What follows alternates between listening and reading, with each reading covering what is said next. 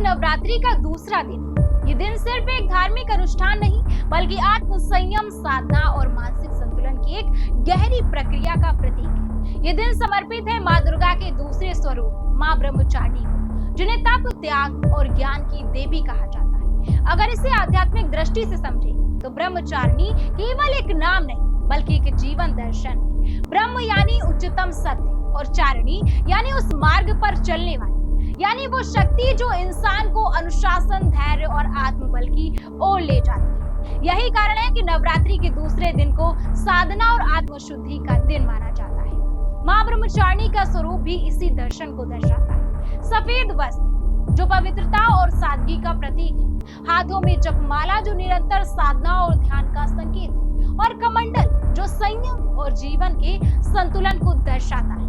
यह स्वरूप बताता है कि जीवन में सफलता केवल बाहरी साधनों से नहीं, बल्कि आंतरिक अनुशासन और मानसिक शक्ति से मिलती है। नमस्कार, आप देख रहे हैं नेशन नाउ समाचार और मैं हूं आपके साथ शुभी शुक्ला।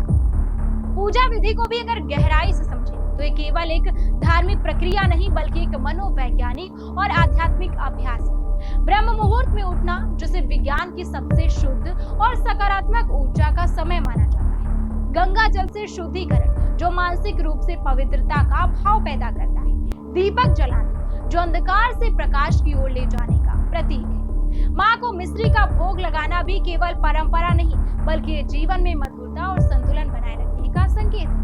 वहीं पीले और सफेद रंग के वस्त्रों का उपयोग मानसिक शांति, सकारात्मक ऊर्जा और स्थिरता को दर्शाता है। मंत्र जाप ओम ऐम ह्रीम क्लीम ब्रह्मचारिण्यै नमः ये केवल शब्द नहीं, बल्कि ध्वनि तरंगों के माध्यम से मन को एकाग्र करने की प्रक्रिया है।